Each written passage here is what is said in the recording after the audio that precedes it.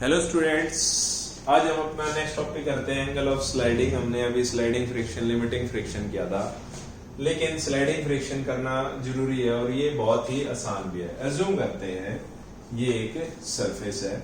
अब ये जो सरफेस है ये थोड़ा सा उठा हुआ है, कितना एंगल थीटा से। एज्यूम करते हैं जैसे हम पुल पर से उतर रहे हैं तो पुल का एंगल कुछ ऐसा ही होता है, यानी यहाँ पर ये भरा हुआ है। ठीक है, ये एक बॉडी है। ठीक है, अब ये एक बॉडी है तो जाहिर सी बात है इसका जो मास है वो कंसंट्रेटेड होगा इस तरफ, है ना। जो रिएक्शन है वो हमारा इसके हमेशा क्या होता है, जो सरफेस है उसके क्या होता है, परपेंडिकुलर, या मैं कहूं नॉर्मल होता है। कि भाई ये आर हमेशा सरफेस के अलोंग, अगर ये बॉडी ऐसे रखी होती तो आर किस डायरेक्शन में होता है, इसमें। एम जी किस डायरेक्शन में होता है, इसमें। यानी इसको रस्सी से बांध के मैं चाहे ऐसे पकड़ू चाहे ऐसे, इसका जो कंसंट्रेशन रहेगी वेट की वो तो हमेशा हमेशा नीचे की तरफ होगी, चाहे एंगल ये हो चाहे ये हो।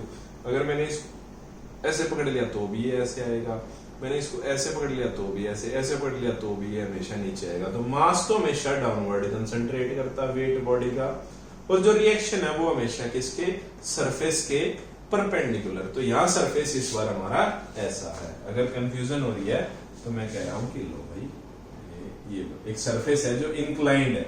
इंक्लाइंड है तो मतलब वो क्या है, थोड़ा सा मुड़ा हुआ है, उठा हुआ है। ठीक है, तो एक इंक्लाइंड सरफेस ले लेते हैं जिसके ऊपर एक बॉक्स है। ठीक है, तो इसका जो मास है वो किस तरफ होगा, हमेशा डाउनवर्ड, जो वेट है। रिएक्शन हमेशा नॉर्मल। तो जब भी देखो ये एम जी इस नॉर्मल के अकॉर्डिंग यहां जाना चाहिए, तो कितना चेंज हुआ, थीटा।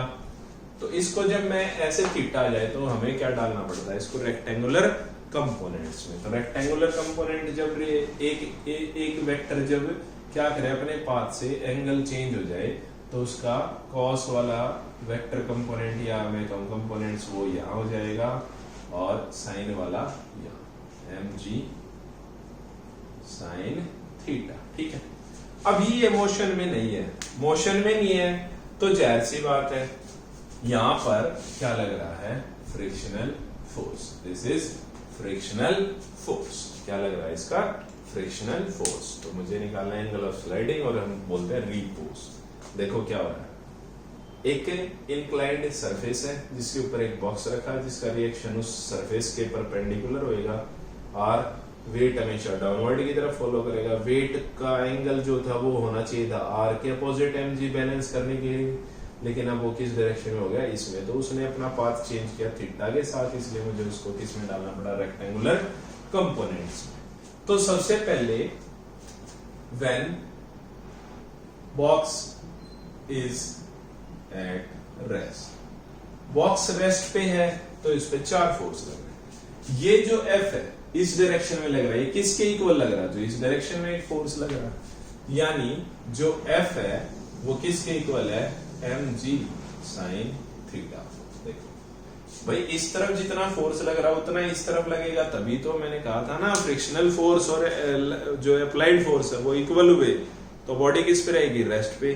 तो इस तरफ फ्रिक्शनल फोर्स लग रहा है, इस तरफ कौन सा फोर्स लग रहा है, एम जी। तो एफ किसके इक्वल होगा बेटा, एम जी साइन थीटा के। रिएक्शन भी R is equal to m g होता है, लेकिन इस बार R की वैल्यू किसके इक्वल है, अपोजिट है बिल्कुल 180 डिग्री पे। तो इस R को किसने बैलेंस किया, इसने या इसने, इसको बैलेंस किया है R को एम जी कॉस थीटा ने। मींस R की वैल्यू क्या होगी बेटा, m g cos theta.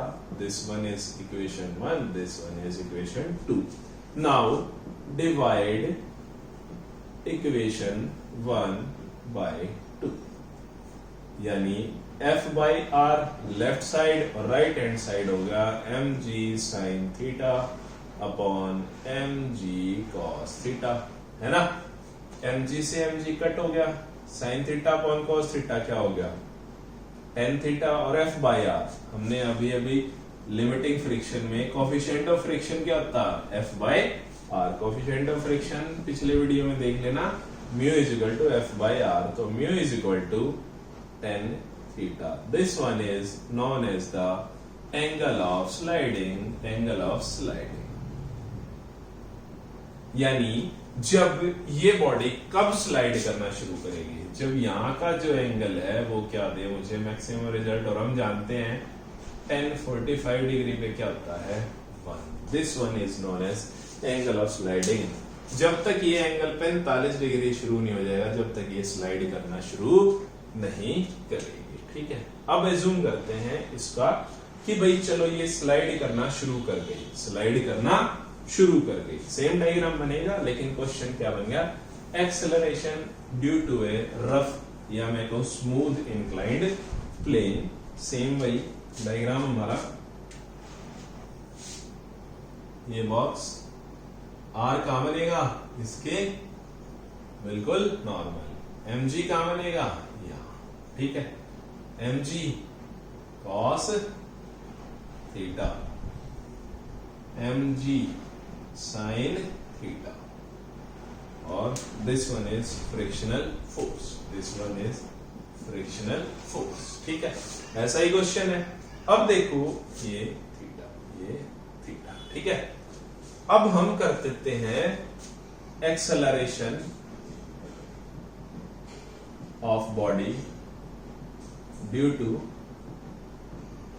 Inclined plane. अभी अभी हमने एंगल ऑफ फ्रिक्शन या एंगल ऑफ रिपोज निकाला था, mu is equal to tan theta. इसके लिए कंडीशन रखी थी when box is at rest, is at rest. अब हम स्टार्ट करना शुरू करते हैं कि भाई चलो ये स्लाइड करना शुरू कर गया है, तो यहां पर एक फोर्स लग गया। This one is applied force, this one is applied force. ठीक है, यहां पर एक फोर्स लगना शुरू हो गया। ठीक है, अब यहां पर देखने वाली बात है कि भाई आर और एम जी कोई प्रॉब्लम नहीं है।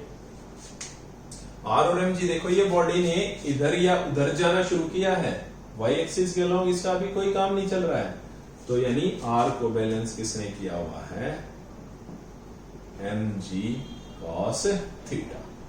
अब आ जाते हैं इस पे, देखो यहां जो अप्लाइड फोर्स लग रहा है ये किसके इक्वल है, ये किसके इक्वल है, जाहिर सी बात है एम जी साइन थीटा की वैल्यू ज्यादा होगी किससे, एफ से। यानी जो अप्लाइड फोर्स है वो कब है, जब एम जी साइन थीटा ने अपने अंदर से फ्रिक्शनल फोर्स को क्या कर दिया, माइनस कर दिया। यानी एम जी साइन थीटा की वैल्यू ज्यादा हो गई किससे, एफ से।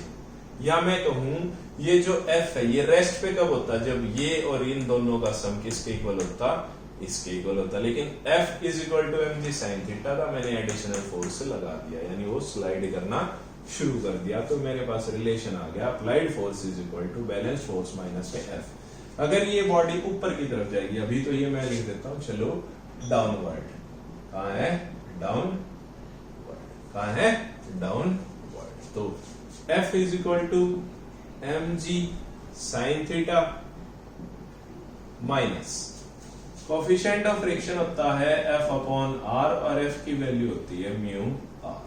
क्या होती है एफ की वैल्यू, म्यू आर। तो इस एफ की जगह बेटा मैं म्यू आर प्लेस कर सकता हूं, है ना।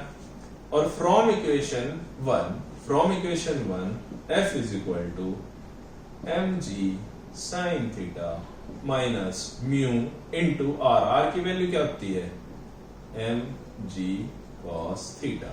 फोर्स मेरे पास क्या होता है बेटा, एम ए।